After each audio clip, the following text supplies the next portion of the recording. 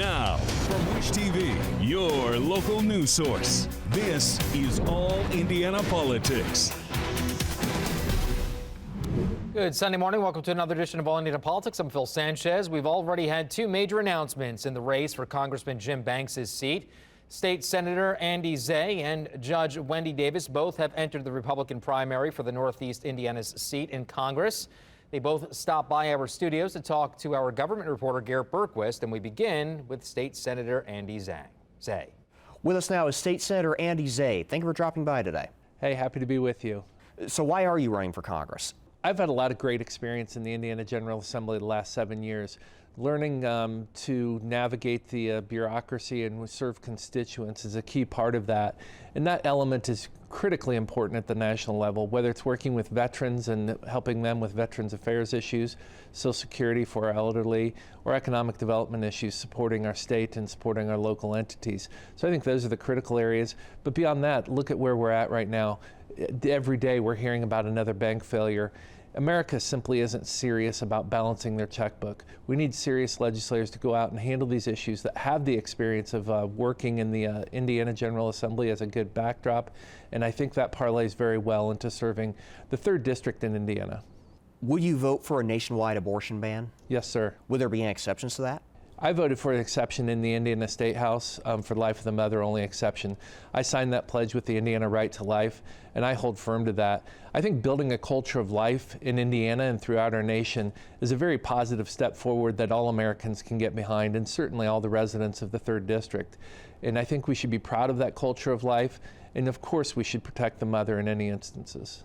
What about instances where the child was conceived due to rape or incest? Those are exceptions we also debated, and we'll have to work through those as we move forward. And certainly not only voting on life and talking about these exceptions as we are now is important, but it's supporting the mothers and supporting the children as they are born. You said Congress has to make tax cuts a priority. Why reduce revenue and thus increase the deficit if meaningful spending cuts haven't materialized? Well, I think tax cuts are critical. I mean, a government that works for the people is a government where the people control the money. Right now in Washington, it's not a revenue problem, it's simply a spending problem. We need to prioritize, we need to look at how money's being spent. And as I've seen through the committees in the Indiana General Assembly and in the Senate, there are just trillions of dollars being poured throughout our country. I mean, what used to be maybe thousands or millions is now billions of dollars on different pieces of legislation that we're looking at in the Senate and in the Senate committees, that those that have access and those that have connections are able to access. But the problem with that is Main Street. There's no consideration of Main Street in that, and simply Main Street needs to be protected, and that's where tax cuts are vital. You've worked on energy-related issues in each of the past 2 legislative sessions, including legislation on small modular reactors. Do you plan to do something similar on the federal level if you're elected? Absolutely. I've served on the Utilities and Commerce Committee for about 4 or 5 years now. We've looked at lots of different opportunities as we've balanced the needs for the energy supply here in the state of Indiana and being more clean and more efficient and effective going forward. The small modular nuclear reactors is a great example of one idea that I really think we should advance going forward. And the reason is this: the concept of small modular nuclear reactors is not a new concept. It's tested technology, it's tested opportunity that we should be embracing here in Indiana. That technology goes back 50, 60 years with the Navy and nuclear submarines and those kinds of things, and bringing those opportunities to communities to provide clean, reliable, and affordable electricity is simply what we need in Indiana. We used to be a state where we were in the top 10 in affordability and the cost of electricity, and we're now down in the 30s. So we've got to change that trajectory here in Indiana. How should Congress approach aid to Ukraine and containing Vladimir Putin's Russia? I think one thing we need to be very strategic about is making sure we're providing supplies and providing military assets that can help the Ukrainians. I'm not certain what the cash side of that would provide, and I think there's big concerns about simply dumping cash into Ukraine. The assets and the material that can help the citizens of Ukraine, I think, are critically important. What's one issue that's not in the headlines that's not getting enough attention right now in Washington?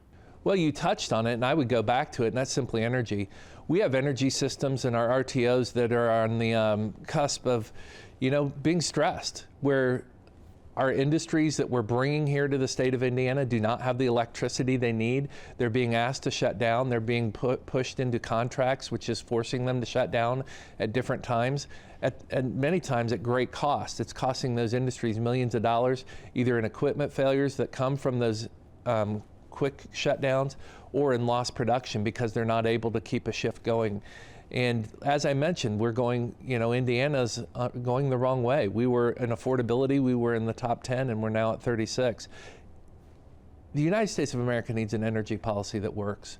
We can't just rain out trillions of dollars across our country and decide whether it's going to be battery technology, whether it's going to be hydrogen technology, whether we can make our current technologies more efficient in regards to energy. We need to be secure. We need to be creating our own energy here in America and be self-sufficient. What do you believe sets you apart from the rest of the Republican field, either the candidates who have already gotten in or the candidates who might jump in at a later time? Easy experience. What I have gone through and what we have negotiated and what we have worked on in the General Assembly, and where I have stood up and championed the values of the Republican Party, conservative values of life, Second Amendment, cutting taxes. We're on the cusp of having Indiana being the lowest income tax state in the United States of America, of those states that have taxes. And that will be coming into measure in the next few years. I couldn't be prouder of that record. I couldn't be more proud of myself in the fight I fought for Main Street America and for Hoosiers. All right, coming up, we hear from the other major Republican candidate in the race so far, Judge Wendy Davis. Welcome back. Our coverage of the primary for Congressman Jim Banks' seat continues now with Judge Wendy Davis. She's the other major Republican to enter the race so far. With us now is Judge Wendy Davis. Thank you for dropping by today. Thank you. It's a pleasure to be here. Why are you running for Congress? Great question. I get that a lot. I have been on the bench 12 plus years now, and all of these concerning issues that we see happening in America have now seeped into my courtroom. And as a judge, we can't be political, so that's why I have to step away from the bench to run. But I've reacted to problems. That's what we do as judges. Criminal justice system, family issues, immigration issues, the fentanyl crisis. I can only react. And I've made it a priority to try to tackle the fentanyl crisis in my courtroom by having 3 problem-solving courts. So I'm done reacting to the problem. I think the problems have gotten so big in America with the border crisis, immigration, struggling families, the economy, that it is my time to step away from the bench and stop reacting to problems and be proactive and now go out with a conservative voice for Northeast Indiana. You mentioned the fentanyl crisis, and your campaign website delves into that a certain amount as well. Is it time to shift our focus when it comes to drugs away from enforcement and toward treatment?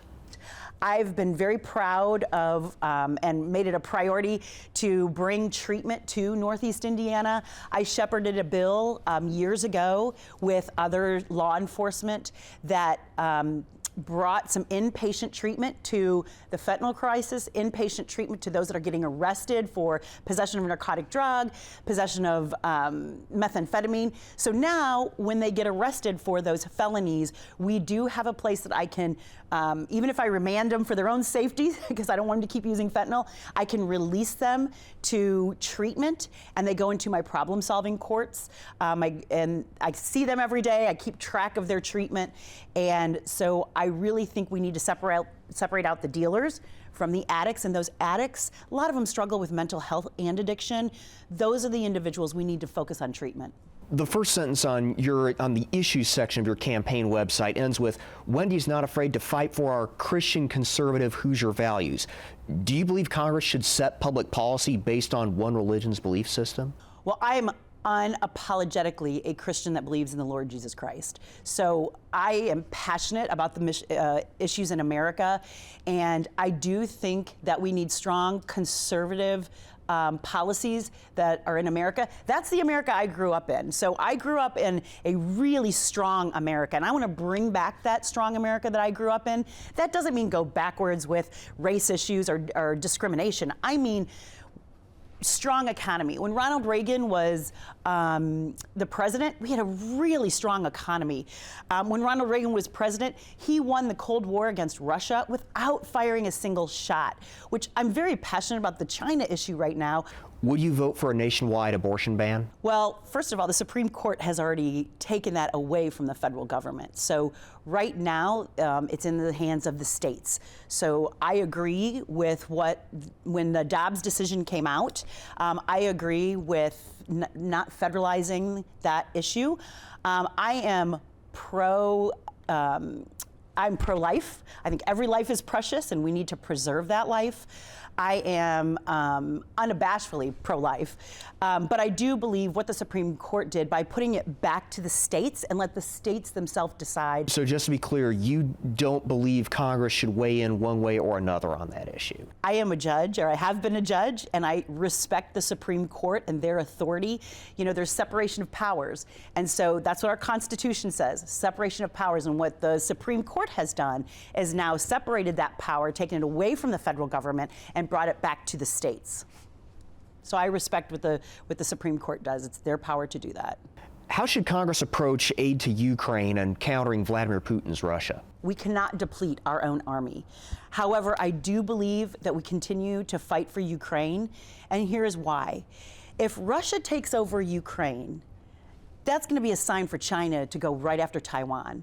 And if China goes after Taiwan, why wouldn't Russia then seep into Poland? We have got to make sure, the strong America that I grew up in, Russia would have never thought about attacking Ukraine. They would have never thought, but America has stood by and become such a weak nation nationally that Russia felt that they could just march into Ukraine and do whatever they want. So we have got to concentrate on our own national security while keeping our NATO alliances strong and ensuring Russia does not win this war. What's one issue that is not in the headlines that you think is not getting enough attention in Washington right now? Balancing our national budget. I mean, all of us as Indiana families, I have to balance my budget. My husband and I balance our budget every year. We have to. The national government cannot balance that budget, and we have got to get that done. I have said this, I would be committed to trying to get a bill on that floor every single year to balance the budget. Whether it passes or not, we are needlessly spending in Washington, D.C. What do you believe sets you apart from the rest of the Republican field in this primary, both the candidates that have already declared and candidates that might potentially declare over the next year? I have been a leader on the bench for the last 12 plus years. The Supreme Court has appointed me to a lot of judicial committees. I was even the chair of the statewide probation committee. I've shown leadership. I've brought leadership to the circuit court bench. I've brought programs and policies, not policies, programs to the bench that have helped people. All right, coming up, Indiana's best political team tackles Donald Trump's legal issues, the primary for Jim Banks' seat, and much more. Welcome back to All Indiana Politics as we welcome in two members of Indiana's best political team, Democrat Kip Tu and Republican Tom John. Let's begin with the Manhattan grand jury, gentlemen. They're potentially voting to indict former President Donald Trump. This is the case involving alleged hush money payments to cover up an extramarital affair. Tom, would be criminally charged help or hurt Donald Trump in the primary, in your opinion? I don't think it necessarily helps or hurts him at the end of the day. The fact is, I mean, we've all heard him say he could shoot somebody on the streets of Manhattan and have no impact. And the fact is, he does have some followers that seem to feel that way. Certainly not going to help him in the general. I think his bigger issues are yet to come with some of the other cases that could come to fruition. But right now, I think this is mostly the media looking for things to talk about. And certainly there's been a lot of buzz. And then obviously Donald Trump thinks it helps him because he's been stoking the fire with it. Kip, I want to get your reaction. As you know, there's nothing in the Constitution that says someone facing criminal charges is ineligible to serve as president. Are Democrats maybe pinning too many of their political hopes on potential indictments against Trump? No, I don't think that that's the case. I think that just his general behavior, aside from his indictments, we beat him the last time, we'll beat him this time. What I want to say about it, though, is I think it's absolutely disgusting that he's again inciting violence. He said, on Friday morning early that Death and destruction will come if he's indicted. And I'd like to remind anybody thinking about that or reacting to that, when John Edwards, who was a presidential candidate on the Democratic side and vice presidential nominee on the Democratic side, was indicted for almost precisely the same thing. There was no cause for violence. There was not a single Democrat in the United States that said this prosecutor is acting political. So I think we need to calm down and let the prosecutors do their job. All right, back here stateside, gentlemen, we already have two major Republican candidates for Congressman Jim Banks' seat in the northeastern part of the state. We heard from them earlier in the show. Kip, this is a safe Republican seat, as you very well know, but it's open. So how do Democrats maximize their chances of maybe flipping this seat? Well, it certainly leads pretty heavily Republican. I don't want to call anything safe in the current environment. I mean, if we did have a president nominee from the Republican Party that's under 3 indictments and has continued to devolve his rhetoric, who knows what happens? Things change pretty quickly in politics. It wasn't that long ago that Indiana voted for a Democrat for president, that we had a Democratic nominee for Congress in the 3rd district. So things tend to change. We'll just have to see how quickly they change, and we have to have somebody that's ready to run a good campaign up there in case things do change. Tom, are you surprised they're jumping in this early? I mean, what does this say about the importance of this seat? I'm not surprised. In fact, honestly, it's a good decision on both their parts. The earlier you get in, the more you establish yourself, the better off you are. You've got a couple of people who are known political quantities in their parts of the district, right? A sitting state senator, a well-respected judge, but they both have other parts of the district they aren't as well known. They need time to go out and introduce themselves. And so, if I was advising them, I'd say get in early and make sure you establish yourself. And it looks like both of them are doing that. And, as far as the Democrats getting elected, I think the best way for a Democrat to get elected in the 3rd district is become a Republican. All right, well, we'll see what happens there. I doubt that's going to happen, but we'll see. This past week, as you very well know, state lawmakers in both chambers advanced 2 bills focusing on transgender youth. One bans gender transition treatment for minors. The other requires teachers to notify parents if a student wants to change their pronouns. We've seen similar legislation in Republican-led states all over the country. Tom, why are Republicans so focused on this issue? Well, they're hearing from members of their communities about concerns, and these are obviously tricky issues that have a lot of different viewpoints attached to them. And I think as you've seen through the session so far, you started with 20 bills, you're down to 5. What actually even happens at the end of the day? It's the process of debate that happens at the legislature. And when you've got different constituencies, whether it be people, parents, or whether it be people who are parents of trans kids, they're all having the conversations. We'll see what comes out of it. So I think right now it's wait and see what comes out of it. Kip, I'll let you react. Well, nothing's more depressing to me as I spend my time over in the legislature that we're dealing with these issues. The most vulnerable people in our society really are these trans folks. They have to deal with bullying. They have to deal with all kind of problems with other people who don't agree with who they are. They should be free from who they are. It doesn't affect anybody else. All you're doing is hurting them, and it's really, frankly, disgusting. I've sat through all the hearings. When you hear from the parents of children who have gone through transition and the anguish that they went through to make those decisions, I don't understand how anybody can vote the way they're voting after they hear how hard it was for the parents and the anguish that the kids had to go through. I have 30 seconds left. There's no surgeries being undertaken under 18. 30 seconds left. I want to get you both in here. A yes or no. If these bills make their way to Governor Holcomb's desk, does he sign them? Kip? I'm hopeful he's going to veto them. Tom? I don't know, to be honest, but given past things, he may well veto them. Okay. All right, gentlemen, good to see you. We'll see you next time. Thank you so much for taking some time. Enjoy the rest of your weekend. We'll be right back.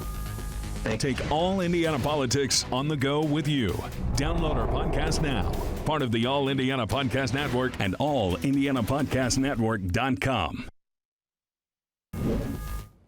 Thank you for joining us for All Indiana Politics this week. We'll be back here next Sunday morning at 9:30. You can also find our brand new All Indiana Politics podcast. It's part of the All Indiana Podcast Network over at wishtv.com. Have a great rest of your weekend.